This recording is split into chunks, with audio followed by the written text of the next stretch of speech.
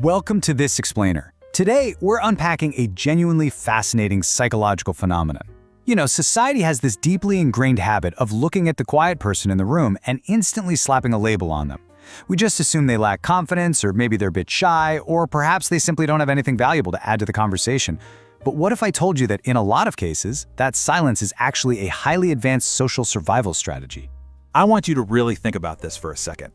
Have you ever found yourself sitting in a conversation, purposely playing dumb, or just staying perfectly quiet, even when you completely understood the complex topic that everyone else in the room was visibly struggling with? You knew the answer, you saw the exact solution, but you made a conscious choice to just nod along and smile. Well, if you're nodding your head right now, you are definitely not alone. And there's actually some profound psychology behind exactly why your brain does this. Okay, let's dive into this. We're talking about a concept known as intellectual camouflage. And here's the thing, this isn't about fear at all. It's a deliberate social survival strategy. Highly intelligent people often hide their cognitive depth because they are hyper-aware of their surroundings. They're actively trying to avoid social mismatch, dodge completely unnecessary misunderstandings, and frankly, they want to avoid triggering insecurities in the people around them. So staying quiet in this context? It isn't a flaw, it's actually a brilliant display of cognitive restraint and emotional regulation. Part 1. The myth of shyness. Why silence isn't always exactly what it seems. Let's look at a real-world scenario to break this down. Picture this. You're sitting in a bustling, high-stakes meeting room. Now, if you're experiencing shyness, you're staying quiet out of a genuine fear of judgment. Your heart might be racing, you're worried about stumbling over your words, and you lack the confidence to speak up, even though you really want to. But intellectual restraint, that is a completely different internal experience. Imagine that exact same meeting. Someone asks a question about a complex project. Your brain instantly sees the full picture, but you realize that answering accurately would require an exhausting 10-minute monologue explaining all these layered nuances to colleagues who honestly just want a simple yes or no. Your heart isn't racing, you aren't scared, you're literally just doing the mental math and deciding that explaining the whole shebang takes way too much mental energy. You aren't retreating in fear, you're making a calculated decision to conserve your resources. Moving on to Part 2. The cost of cognitive depth, specifically the heavy tax on translating layered thoughts.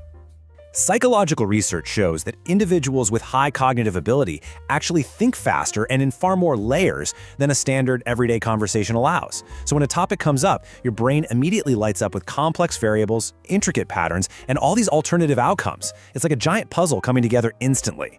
But here's the trap. When you actually try to vocalize those layered ideas, they inevitably get simplified. They get ignored, or worse, they are completely misunderstood by whoever's listening. Over time, your brain learns a really heavy lesson. It learns that translating your complex, abstract thoughts into simple terms for everyone else is just incredibly draining. So what happens? You start hiding your intelligence simply to avoid paying this massive cognitive tax. Which brings us to Section 3. Gathering data, active observation, or why watching is actually winning. And this brilliantly illustrates the massive difference in approach when you put a highly intelligent person in a social setting. While most people absolutely love to dominate conversations, talking endlessly just to prove how smart they are, which, let's be real, usually just amounts to making a lot of noise, the intelligent observer takes a different route. They prefer to talk less and observe more. While everyone else is fighting for the microphone, you're actively processing the things they are completely missing.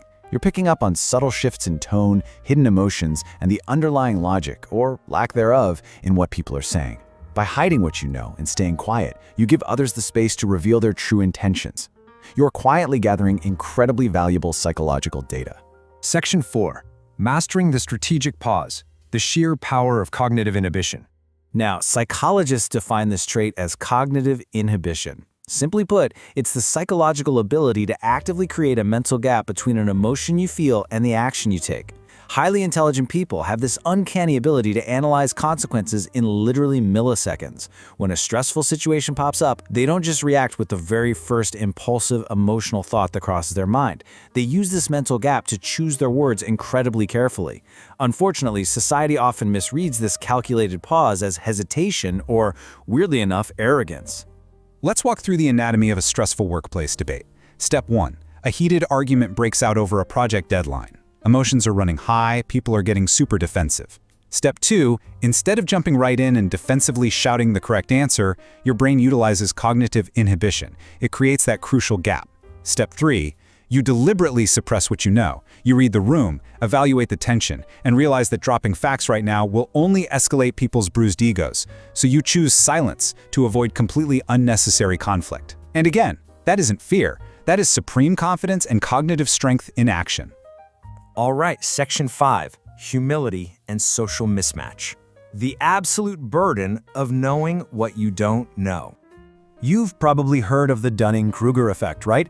It's that psychological bias where people with lower cognitive ability grossly overestimate their own skills and boast loudly about how much they think they know. But highly intelligent people, they operate on something called intellectual humility. Because you have advanced awareness, you actually question yourself more. You clearly see the vast, intimidating complexity of the world and the very real limits of your own knowledge. You don't walk around correcting everyone because you're keenly aware of how much you still have to learn. So the crucial point is that you would much rather stay quiet and keep absorbing knowledge from your environment than speak up just to stroke your own ego. But we also have to acknowledge that hiding your intelligence is a direct response to your environment. Cognitive psychology strongly links high intelligence with a feeling of social mismatch. Because you naturally think in such an abstract way, everyday conversations can sometimes feel painfully slow or just entirely surface level. You naturally crave depth, right? You want meaning. So when you realize that the people around you just want to engage in basic small talk or shallow workplace drama, you automatically dim your own light. You disengage. You play dumb. Why? Because you know that sharing your deepest, most complex ideas in a shallow room will only leave you feeling far more misunderstood and isolated. Finally, Section 6, the sound of deep thinking. It is time to reframe your quiet nature. I want you to remember this. Your silence is simply the sound of you thinking deeply and protecting your energy. We absolutely have to stop labeling this quiet nature as a character flaw. You are not lacking confidence. You carry a mind that processes the world in complex, layered, and beautiful ways. Your silence is a tool. It's a shield. And in the right moments, it's a massive strategic advantage. Which leaves us with this final thought. Now that you understand the hidden psychology behind exactly why you hide your intelligence, you can finally stop feeling guilty about it. You can start being intentional.